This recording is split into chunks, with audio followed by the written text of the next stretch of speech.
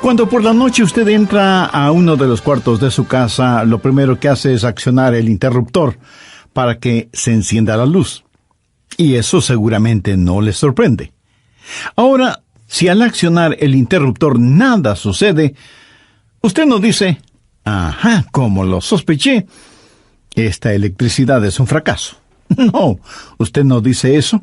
Lo más seguro es que usted decida averiguar qué sucede. Pueden ser varias las causas por las que la luz no se enciende. Tal vez el interruptor está roto, o a lo mejor el bombillo o algún fusible están quemados, y hasta pudiera ser que no haya pagado la cuenta de la luz.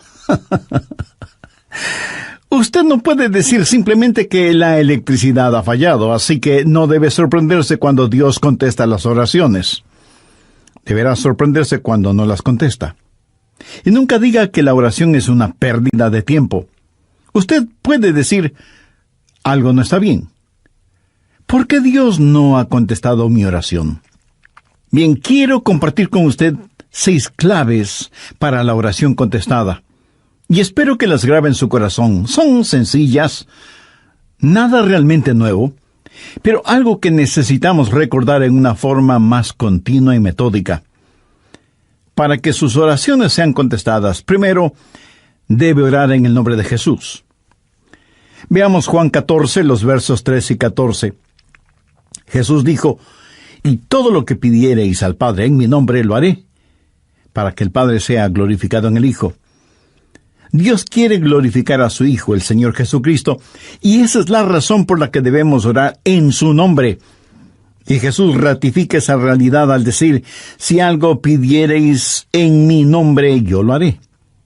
Ahora vayamos al capítulo 16, versos 23 y 24, en donde Jesús hace énfasis en el mismo asunto. «En aquel día no me preguntaréis nada. De cierto os digo, que todo cuanto pidiereis al Padre en mi nombre, os lo dará. Hasta ahora nada habéis pedido en mi nombre. Pedid y recibiréis, para que vuestro gozo sea cumplido». Muéstreme una persona cuyas oraciones le son contestadas, y de seguro que esa persona está llena de gozo. Jesús también dijo en Juan 14, 6, «Yo soy el camino y la verdad y la vida. Nadie viene al Padre sino por mí». Y esa es la verdad en cuanto a la oración. No hay forma de llegar a Dios el Padre sino únicamente por medio de su Hijo Jesucristo. Supongamos que usted se pierde buscando una dirección en un lugar que no conoce. Así que detiene a una persona en la calle para que le ayude, y esa persona le dice, «Vaya derecho 3 cuadras más, luego vire a la derecha, verá una casa blanca con una cerca de madera, entonces vire a la izquierda, y esa es una calle sin salida. Recorra 3 cuadras más, vire a la derecha», y usted le interrumpe y le dice, «Un momentito, por favor, no puedo recordar todo eso, déjeme anotarlo». Y la persona que le está dando las direcciones le dice, «¿Sabe qué? Yo estoy yendo en la misma dirección, permítame guiarle. Usted únicamente sígame». Esa persona no solo le señala el camino, sino que, por así decirlo, se vuelve el camino. Jesús no indica el camino, Jesús es el camino hacia el Padre, y cuando usted ora en el nombre de Jesús, Él le lleva a la presencia del Padre. Anote Efesios 2:18. «Porque por medio de Él los unos y los otros tenemos entrada por un mismo Espíritu al Padre». ¿Qué significa orar en el nombre de Jesús? Significa orar con su autoridad. Cuando usted pone su firma en un cheque y se lo da a alguien, esa persona va al banco y lo efectiviza. El banco le entrega la cantidad de dinero estipulada en el cheque, porque ese cheque lleva su nombre, lleva su firma, y con su firma usted le autoriza al banco la entrega de ese dinero. Trate de ir a cualquier banco y hacer efectivo un cheque que no tiene ninguna firma, y le aseguro que estará metiéndose en profundos problemas. Cuando pedimos en el nombre de Jesús, no estamos simplemente rociando con algún polvito mágico oraciones al decir en el nombre de Jesús, abracadabra, que lo que he pedido se haga. No, no es así de ninguna manera. Orar en el nombre de Jesús significa, primero, obedecer su mandato. Segundo, hacer algo aprobado por Él. Tercero, saber que eso le dará honor y gloria a Él. Y cuarto, saber que el Padre será glorificado por lo que hacemos en el nombre de Jesús.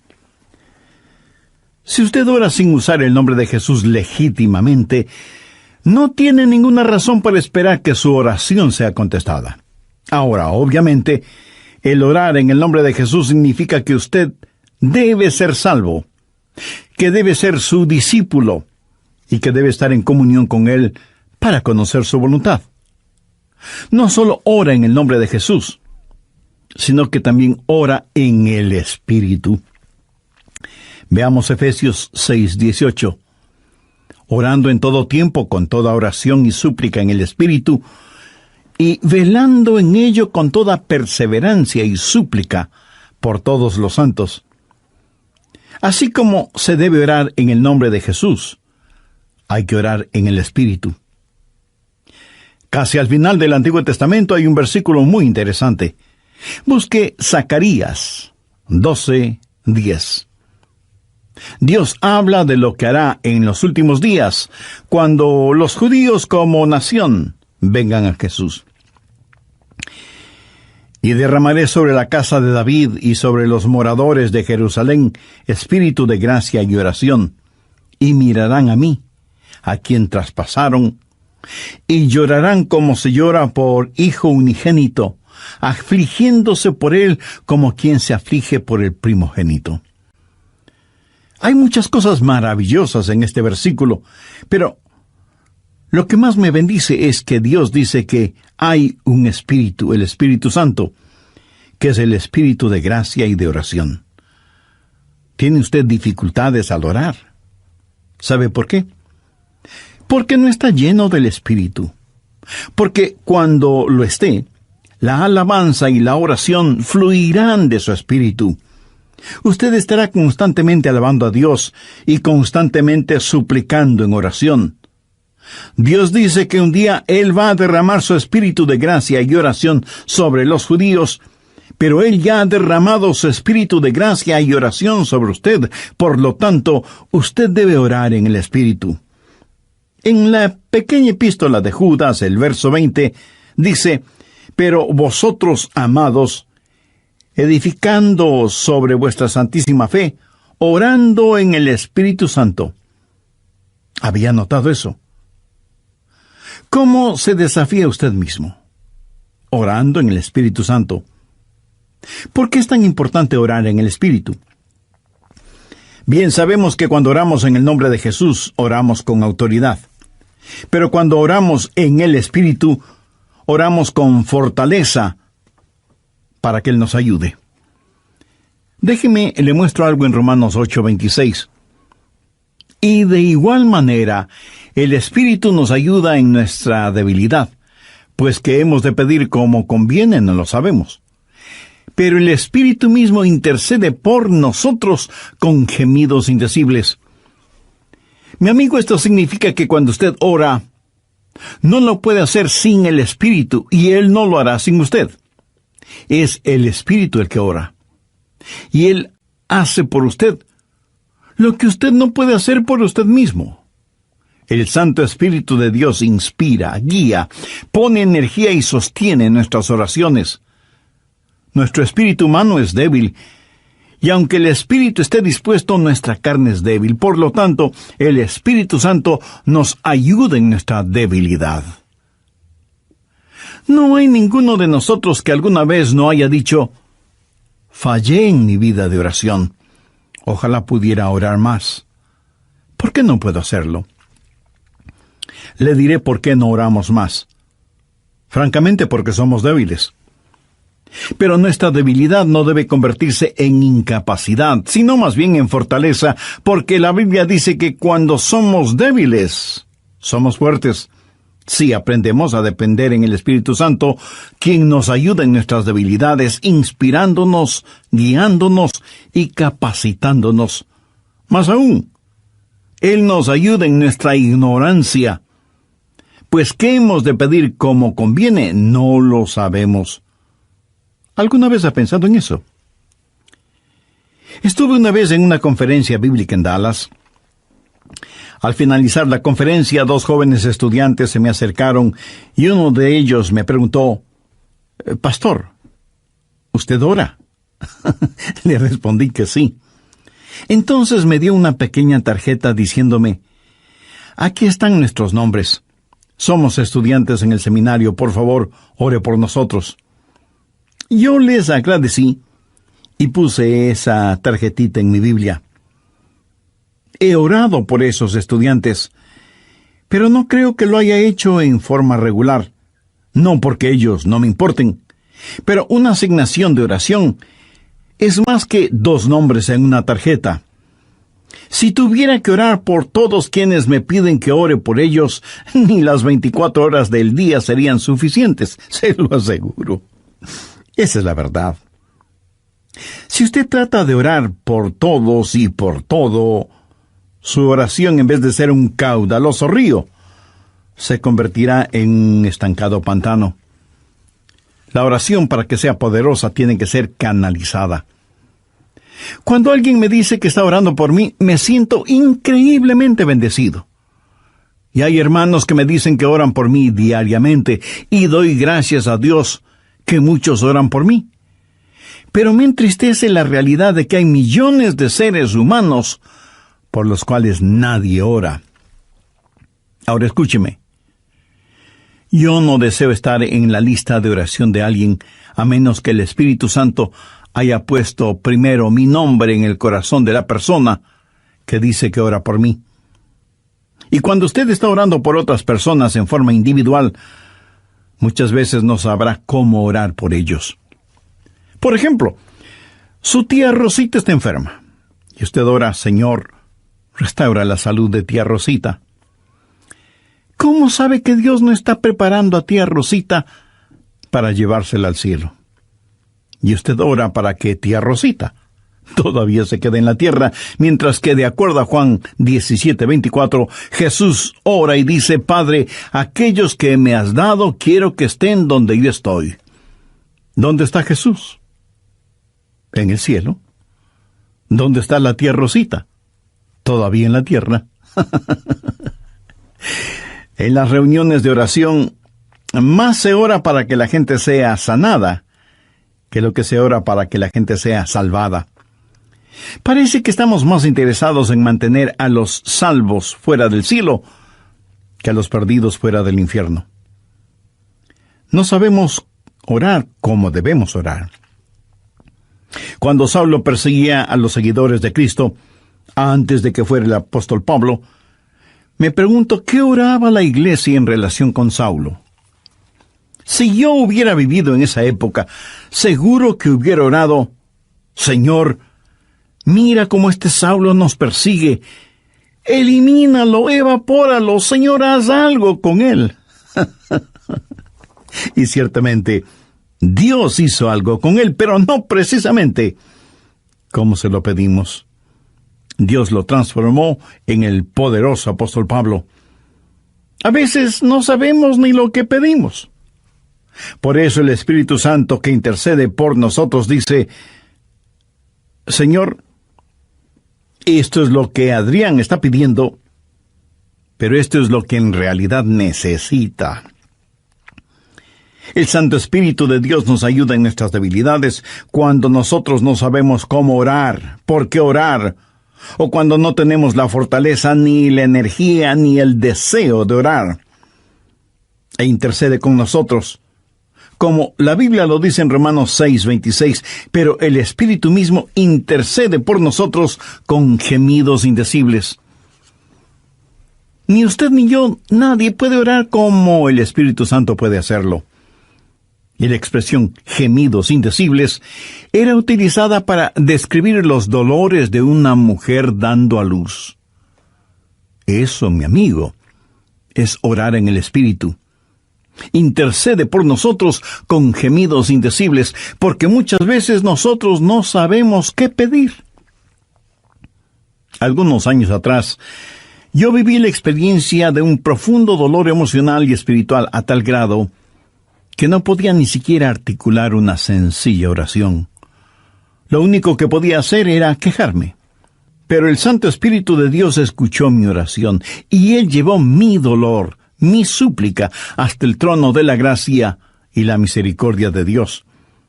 Entonces usted ora primero en el nombre de Jesús, segundo en el Espíritu Santo.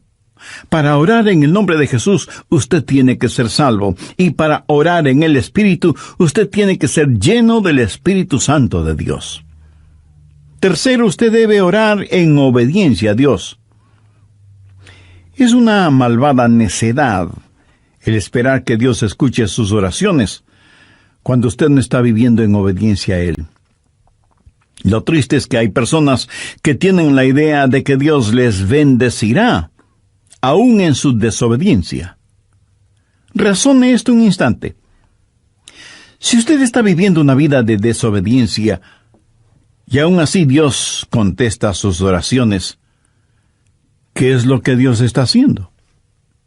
Está animando y recompensando su pecado. Pero escúcheme, Dios le ama demasiado como para hacer eso. Veamos el Salmo 66. Quiero mostrarle algo. Salmo 66, verso 18. Este es un versículo que debería estar subrayado en su Biblia. Si en mi corazón hubiese yo mirado la iniquidad, el Señor no me habría escuchado. Ahí lo tiene, en blanco y negro y bien impreso. Y usted no tiene que ser un científico aeroespacial para entender eso, ¿verdad? Muchos hablan de las grandes promesas en la oración. Bien, esta es una promesa.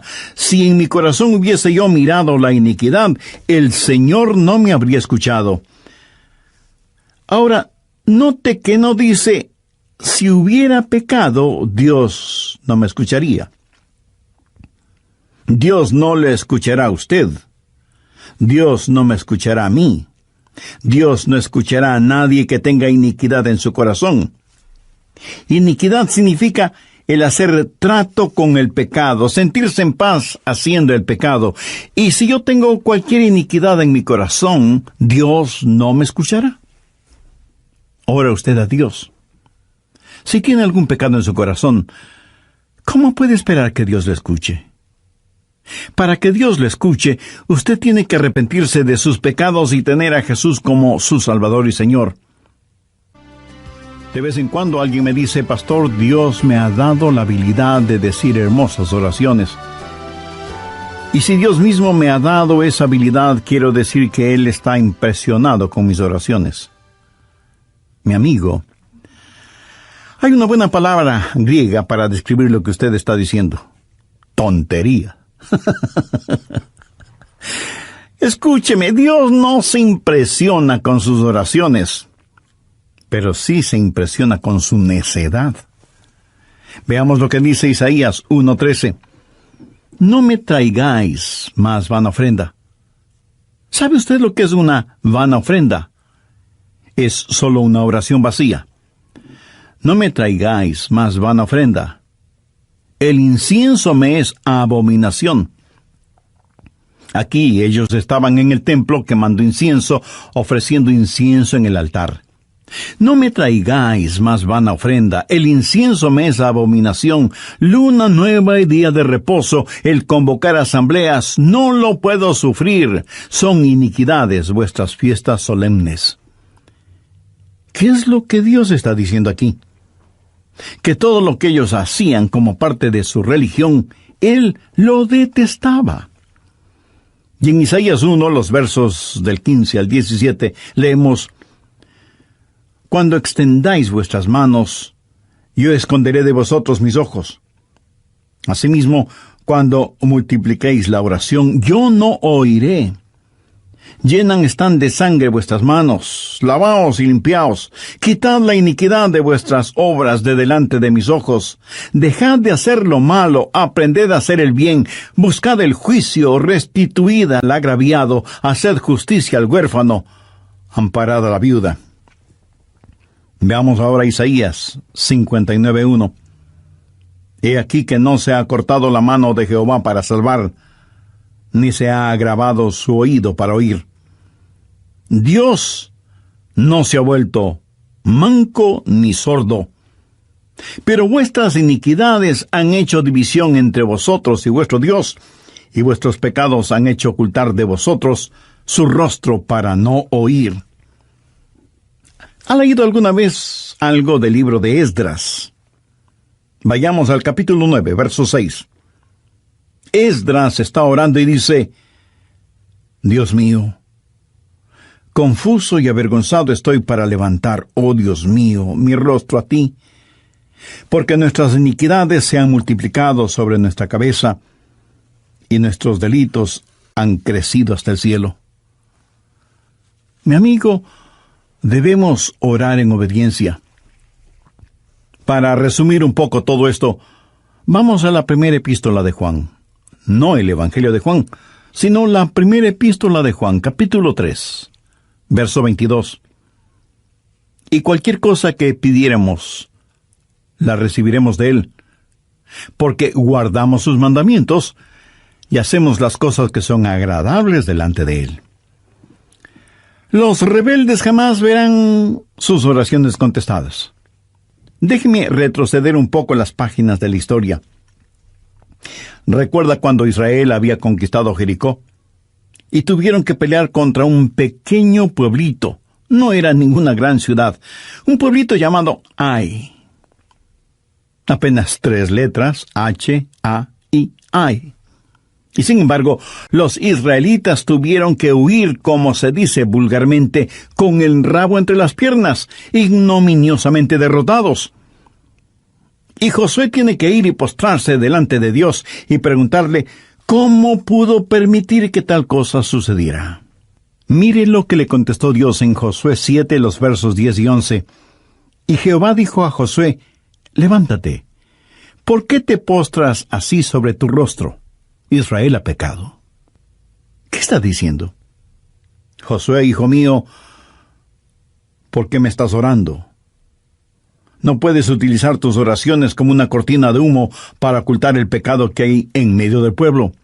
Enfrenta y elimina ese pecado, y entonces oiré tus oraciones. Cuarto, usted debe orar en la voluntad de Dios. No solo conocer a Jesús, no solo ser lleno del Espíritu, no solo obedecer los mandamientos, pero aun habiendo hecho todo esto, todo lo que usted desea no es necesariamente la voluntad de Dios para usted. Anote 1 de Juan 5, versos 14-15. Y esta es la confianza que tenemos en Él, que si pedimos alguna cosa conforme a su voluntad, Él nos oye. Y si sabemos que Él nos oye en cualquier cosa que pidamos, sabemos que tenemos las peticiones que le hayamos hecho. Orar en la voluntad de Dios. Y usted no encuentra la voluntad de Dios simplemente por adivinación. Pastor, ¿cómo voy a conocer la voluntad de Dios? Bien, permítame hacerle una pregunta. ¿Quiere en realidad saberlo? Y usted me responde: bueno, no sé si quiera saberlo o no. Entonces le haré otra pregunta. ¿Quiere hacer la voluntad de Dios? Y usted me responde: sí, claro que sí. ¿La quiere hacer realmente? Quiero decir, si Dios le dijera este mismo momento: hay algo que deseo que hagas, ¿lo haría? ¿Sabe usted cuál sería la primera pregunta debido a nuestra naturaleza humana? ¿Qué es, Señor? Esa no debería ser la primera pregunta o la primera respuesta. Usted no puede contestar una pregunta con otra pregunta. Usted debe contestar esa pregunta con una afirmación. Adrián, hay algo que quiero que hagas. ¿Lo harás? Yo debo contestar: Sí, Señor, lo haré. ¿Qué es lo que quieres que haga? Verá, la manera de conocer la voluntad de Dios no es sabiendo lo que es, sino comprometiéndose a hacerla aún antes de saber lo que es. Eso es confianza. Sencillamente diga, Señor, estoy listo, y haré lo que quiera que tú quieras que haga. Y aunque esa frase pueda trabar nuestra lengua, destraba nuestra capacidad de obediencia. Debo admitir que muchos tienen temor de la voluntad de Dios. De alguna manera se les ha metido la idea en la cabeza de que si se prestan para servicio bajo la voluntad de Dios, van a terminar como misioneros en el país de Sal si puedes, viviendo en una choza con piso de tierra y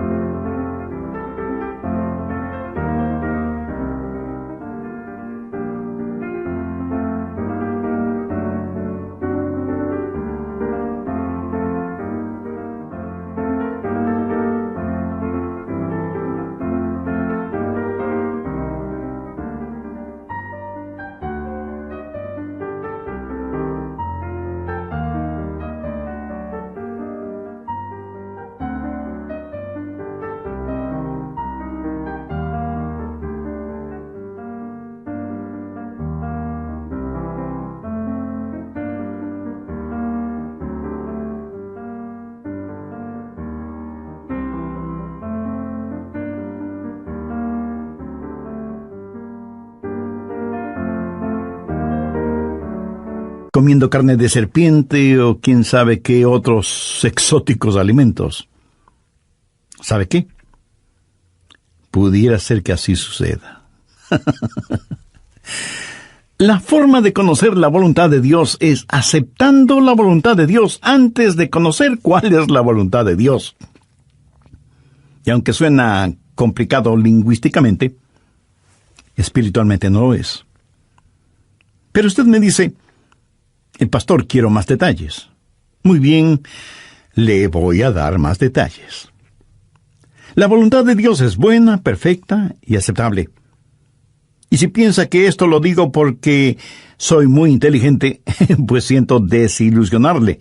Veamos qué dice Romanos 12, versos 1 y 2. Así que, hermanos, os ruego por las misericordias de Dios, que presentéis vuestros cuerpos en sacrificio vivo, santo, agradable a Dios, que es vuestro culto racional. No os conforméis a este siglo, sino transformaos por medio de la renovación de vuestro entendimiento, para que comprobéis cuál sea la voluntad de Dios, agradable y perfecta. Usted no necesita saber nada más que esto. La voluntad de Dios es buena, agradable y perfecta. Preséntese usted mismo como un sacrificio vivo y santo delante de Dios, y usted, sin ninguna sombra de duda, conocerá y comprobará que la voluntad de Dios es siempre buena, agradable y perfecta. La oración no es para manipular la voluntad de Dios, para que se amolde a la suya. Es descubrir la voluntad de Dios y meterse de cabeza en ella. Pero escúcheme con atención. En última instancia, usted no encuentra la voluntad de Dios. La voluntad de Dios lo encuentra usted. Cuando su corazón está bien con Dios, usted presenta su cuerpo como un sacrificio vivo y rehúsa el ser amoldado por el sistema y los valores del mundo, para más bien ser transformado, renovado en su mente y empezar a pensar los pensamientos de Cristo y, por lo tanto, tener la capacidad de orar en la voluntad de Dios. Quinto, orar en comunión con los creyentes. Por favor, busque el Evangelio de Marcos, capítulo 11, los versos 25 y 26.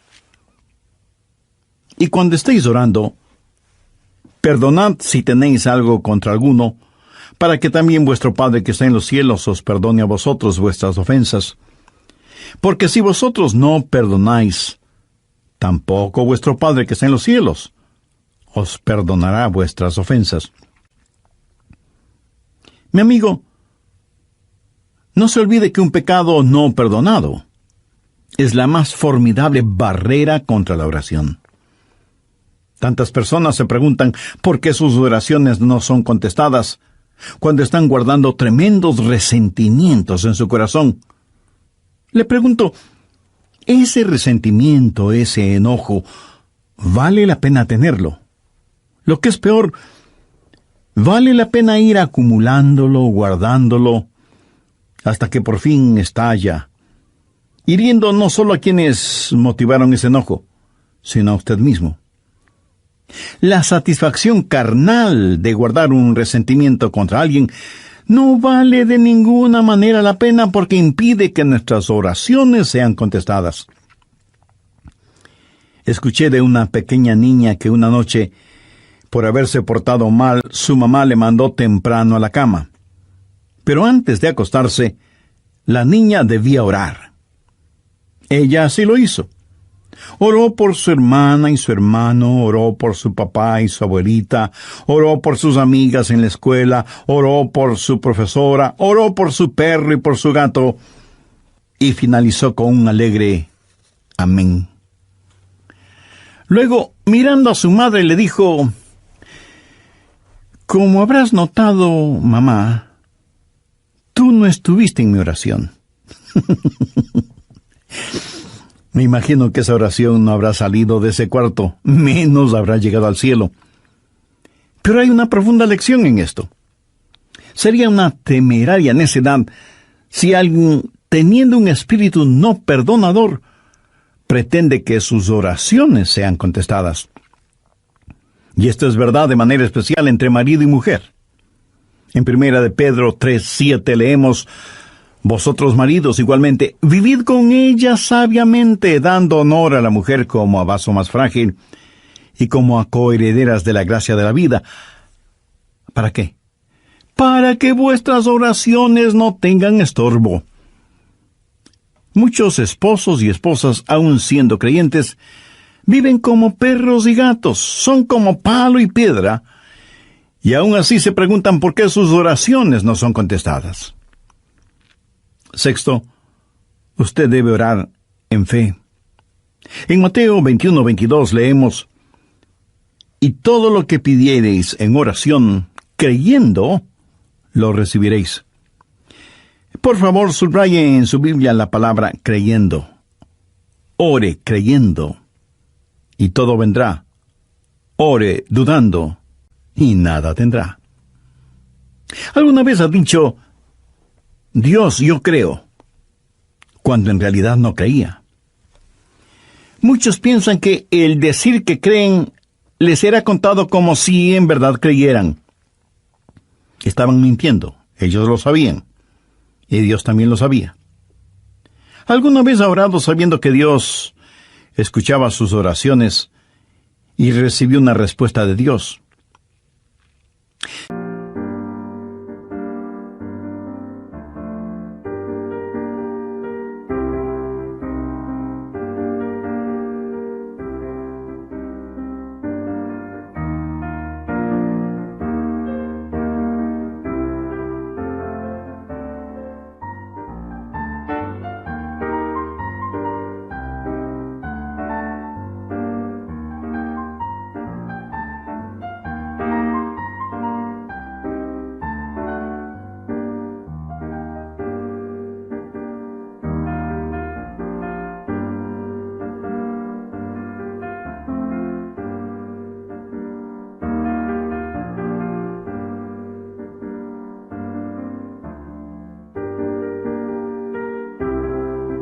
Verá, la fe es también un regalo de Dios.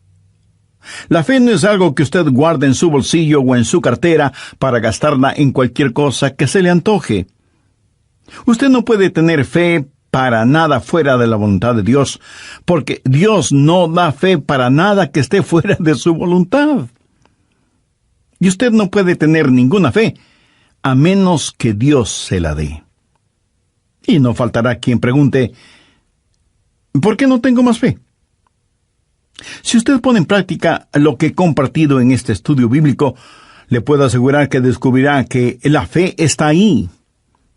Cuando usted ora en el nombre de Jesús, cuando usted ora en el Espíritu Santo, cuando usted ora en obediencia y en comunión, cuando ora en la voluntad de Dios, la fe está ahí. Pero si estos elementos espirituales no están ahí, tampoco estará la fe. Ustedes, esposos, ¿han tenido alguna vez un argumento? Y si me dice que no, con toda mi cariñosa cortesía le diré que son mentirosos. Cuando marido y mujer tienen un argumento y no lo solucionan, y luego se arrodillan para orar por su hijito enfermo, ¿no se sienten espiritualmente enfermos? ¿No sienten que están actuando hipócritamente? Saben que sus oraciones no se elevarán ni un centímetro del piso y por lo tanto jamás llegarán al cielo. No tienen ninguna fe como para que sus oraciones sean contestadas. Cuando sus corazones sean justos, puros y limpios, y palpiten al mismo compás espiritual, entonces tendrán fe. Y al tener fe, esa fe será el combustible para transportar su oración hasta el trono de la gracia de Dios. Jorge Mueller, de Bristol, Inglaterra, fue un gran siervo de Dios y un poderoso hombre de fe. Él tenía un diario personal en el cual anotaba todas las instancias de oraciones contestadas y llegó a registrar 25,000 oraciones contestadas, algunas de ellas increíblemente milagrosas, imposibles de explicarlas, aparte de la intervención de Dios. Alguna vez alguien le preguntó a George Mueller, ¿cuál es el secreto para que las oraciones sean contestadas? ¿Sabe cuál fue su respuesta? Tenga fe en Dios. Tenga fe en Dios. Ahora, yo no creo que él dijo tenga fe en Dios, sino que dijo tenga fe en Dios.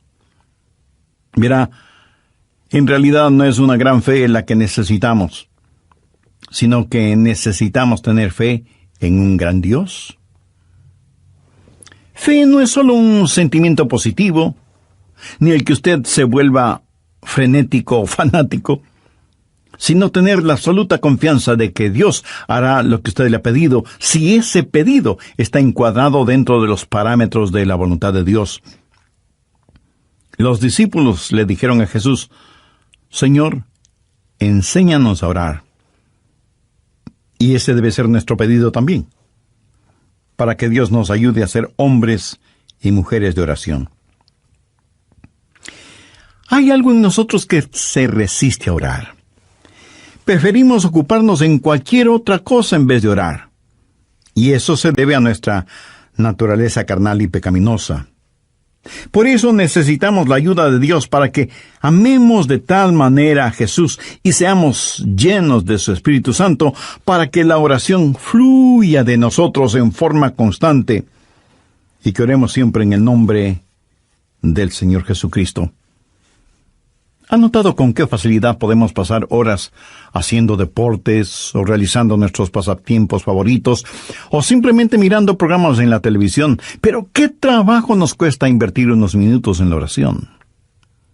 La oración eficaz, mi estimado amigo, debe ser un acto intencional de nuestra voluntad. No debemos acercarnos al trono de la gracia en forma casual, sino en forma totalmente intencional. Seguramente entre quienes me escuchan habrá quienes, a pesar de ser religiosos, este asunto de la oración es muy secundario en sus vidas. Ahora, si usted aún no es salvo, mayor razón para que ore a Dios. Lo puede hacer este mismo momento diciendo con sus propias palabras algo como la siguiente oración. Dios eterno, reconozco que soy una persona que no me he acercado a ti en oración, sino en raras ocasiones. Reconozco también que soy pecador, que estoy perdido y que necesito ser salvo para tener la seguridad de ir al cielo cuando me llames a tu presencia. Señor Jesús, creo que eres el Hijo de Dios y que entregaste tu vida y derramaste tu sangre en la cruz para, por medio de tu sacrificio, pagar la deuda de mis pecados. perdonarme, limpiarme y salvarme. No sé si mi fe es grande o pequeña, pero con la fe que tengo este momento te invito a que vengas a mi corazón y seas mi Salvador y mi Señor. Toma el control total de mi vida y ayúdame a ser la clase de persona que tú quieres que sea. Ayúdame a ser un testigo fiel de tu gracia y misericordia hasta el momento en que me llames a tu presencia. Lo pido en tu santo nombre. Amén.